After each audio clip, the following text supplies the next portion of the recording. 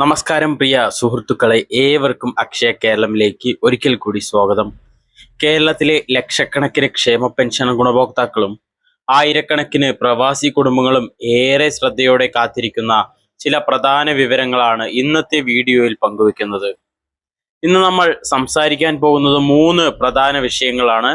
ഒന്ന്, കഴിഞ്ഞ കുറച്ച് മാസങ്ങളായി വിതരണം വൈകുന്നതായി ഗുണഭോക്താക്കൾ പറയുന്ന പ്രവാസി ക്ഷേമ പെൻഷൻ. രണ്ടാമത്തേത്, ജൂലൈ മാസത്തെ സാമൂഹ്യ ക്ഷേമ പെൻഷൻ വിതരണം സംബന്ധിച്ച് നിലവിൽ ലഭ്യമായ വിവരങ്ങൾ. മൂന്നാമത്തേത്, എല്ലാ ക്ഷേമ പെൻഷൻ ഗുണഭോക്താക്കളും നിർബന്ധമായും അറിഞ്ഞിരിക്കേണ്ട ബയോമെട്രിക് മസ്റ്ററിംഗ്. വീഡിയോയിലേക്ക് കടക്കുന്നതിന് മുൻപ് ചാനൽ ആദ്യമായി കാണുന്നവരാണെങ്കിൽ ചാനൽ സബ്സ്ക്രൈബ് ചെയ്യാനും ബെല്ലൈക്കൻ എനേബിൾ ചെയ്യാനും ഹൈപ്പ് ചെയ്യാനും ലൈക്ക് ചെയ്യാനും മറക്കരുത്. കേരളത്തിൽ നിന്ന് വർഷങ്ങളോളം വിദേശ രാജ്യങ്ങളിൽ ജോലി ചെയ്ത നിരവധി ആളുകൾക്ക് അവരുടെ ജീവിതത്തിലെ ഏറ്റവും സജീവമായ കാലഘട്ടം പ്രവാസ ജീവിതത്തിലൂടെയാണ് കടന്നുപോയത്. കുടുംബത്തിന്റെ ഭാവി സുരക്ഷിതമാക്കാനും മക്കളുടെ വിദ്യാഭ്യാസത്തിനും വീട് വയ്ക്കാനും വായ്പകൾ അടച്ചു തീർക്കാനുമെല്ലാം അവർ വിദേശത്ത് കഠിനാധ്വാനം ചെയ്തു. ഈ പ്രവാസ ജീവിതത്തിന് ശേഷം നാട്ടിലേക്ക് മടങ്ങിയെത്തുമ്പോൾ സ്ഥിരമായ വരുമാനമില്ലാത്ത അവസ്ഥ പലർക്കും ഉണ്ടാകുന്നു. അത്തരം സാഹചര്യങ്ങളിൽ വാർദ്ധക്യകാലത്തൊരു സാമ്പത്തിക സഹായം ലഭ്യമാക്കുക എന്ന ലക്ഷ്യത്തോടെയാണ് പ്രവാസി ക്ഷേമ പെൻഷൻ പദ്ധതിയും അതിനോടൊപ്പം അനുബന്ധിച്ച പെൻഷൻ സംവിധാനവും രൂപീകരിക്കപ്പെട്ടത്. അംഗത്വ വ്യവസ്ഥകൾ പാലിക്കുകയും നിശ്ചിത കാലയളവിൽ അംശദായം അടയ്ക്കുകയും ചെയ്തവർക്ക് പിന്നീട് പെൻഷൻ ലഭിക്കുന്ന രീതിയിലാണ് പദ്ധതി പ്രവർത്തിക്കുന്നത്.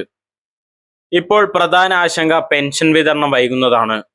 നിരവധി ഗുണഭോക്താക്കൾ പറയുന്നതനുസരിച്ച് ഏതാനും മാസങ്ങളായി പെൻഷൻ തുക അക്കൗണ്ടിൽ എത്തിയിട്ടില്ല എന്നതാണ്.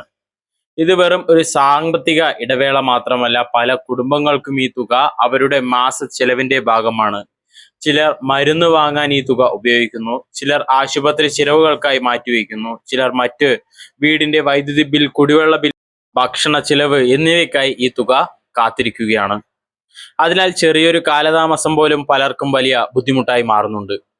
കേരളത്തിന്റെ സമ്പദ് വ്യവസ്ഥയെക്കുറിച്ച് സംസാരിക്കുമ്പോൾ പ്രവാസികളെ ഒഴിവാക്കാൻ കഴിയില്ല. വിദേശത്തു നിന്നുള്ള പണമിടപാടുകൾ കേരളത്തിലെ കുടുംബങ്ങളുടെ ജീവിത നിലവാരം ഉയർത്തുന്നതിൽ വലിയ പങ്ക് വഹിച്ചിട്ടുണ്ട്.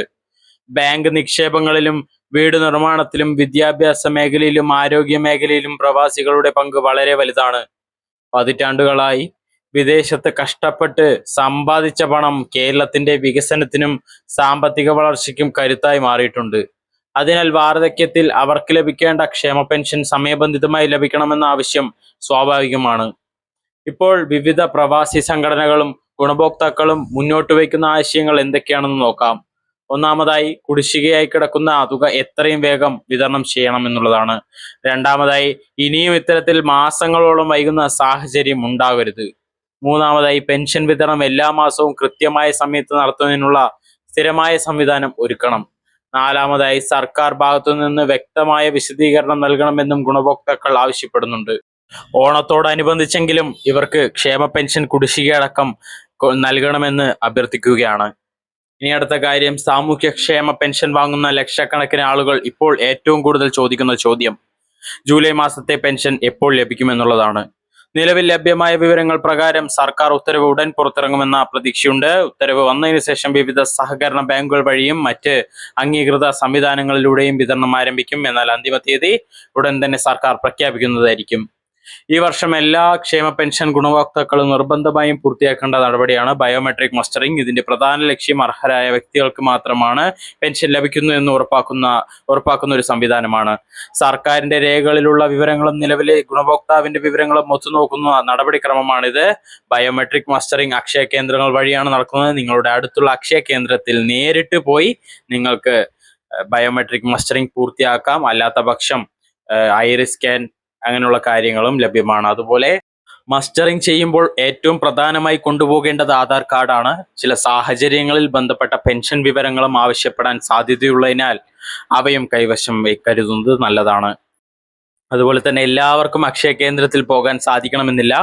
കിടപ്പ് രോഗികൾ, ഗുരുതരമായ അസുഖങ്ങളുള്ളവർ, വാർദ്ധക്യത്തെ തുടർന്ന് യാത്ര ചെയ്യാൻ കഴിയാത്തവർ വീട്ടിലെത്തി മസ്റ്ററിംഗ് ചെയ്യുന്ന നടപടി സൗകര്യം ലഭ്യമാണ്. ഇതിനായി മുൻകൂട്ടി അക്ഷയ കേന്ദ്രവുമായി ബന്ധപ്പെടുകയോ വാർഡ് മെമ്പറെ അറിയിക്കുകയോ ചെയ്യാം. അക്ഷയ കേന്ദ്രത്തിൽ നേരിട്ട് പോയി മസ്റ്ററിംഗ് ചെയ്യുമ്പോൾ സർക്കാർ നിശ്ചയിച്ചിരിക്കുന്ന സേവന നിരക്കാണ് ഈടാക്കുക. അതായത് 35 രൂപയാണ് പറയുന്നത്. അതുപോലെ വീട്ടിലെത്തി സേവനം നൽകുന്ന സാഹചര്യത്തിൽ പ്രത്യേകം നിശ്ചയിച്ചിരിക്കുന്ന ഫീസാണ് ബാധകമാവുക. അതിനാൽ കൂടുതലായി ആരെങ്കിലും ഈടാക്കാൻ ശ്രമിച്ചാൽ ബന്ധപ്പെട്ട അധികാരികളെ അറിയിക്കാം. ബയോമെട്രിക് മസ്റ്ററിംഗ് പൂർത്തിയാക്കാത്തവർ അനുവദിച്ചിരിക്കുന്ന അവസാന തീയതി സെപ്റ്റംബർ 30 അവസാന ദിവസങ്ങളിൽ വലിയ തിരക്കുണ്ടാവാൻ സാധ്യതയുള്ളതിനാൽ എത്രയും വേഗം നടപടികൾ പൂർത്തിയാക്കണമെന്ന് അഭ്യർത്ഥിക്കുന്നു. നിലവിലെ വിതരണം ചെയ്യുന്ന പെൻഷൻ ഉടൻ നിർത്തിവെക്കുമെന്ന ഔദ്യോഗിക അറിയിപ്പുകളില്ല. പല ചാനലുകളും അതിനെക്കുറിച്ച് പറയുന്നുണ്ട്.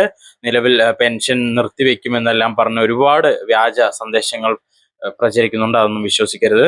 അവസാനമായി പ്രവാസി ക്ഷേമ പെൻഷൻ വാങ്ങുന്ന എല്ലാവരും ഇപ്പോൾ ഏറ്റവും കൂടുതൽ പ്രതീക്ഷിക്കുന്നത് കുടിശ്ശിക തുക എത്രയും വേഗം ലഭിക്കണമെന്ന വാർത്തയാണ്. അതേസമയം സംസ്ഥാനത്തെ സാമൂഹ്യക്ഷേമ പെൻഷൻ ഗുണഭോക്താക്കൾ ബയോമെട്രിക് മസ്റ്ററിംഗ് സമയബന്ധിതമായി പൂർത്തിയാക്കേണ്ടതും അത്ര തന്നെ പ്രധാനമാണ്.